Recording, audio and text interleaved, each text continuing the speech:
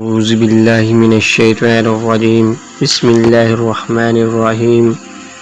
رسول صلی اللہ علیہ وآلہ وسلم نے فرمایا، جس عورت نے اپنے ولی کی اجازت کے بغیر نکاح کیا تو اس کا نکاح باطل ہے، اس کا نکاح باطل ہے، اس کا نکاح باطل ہے۔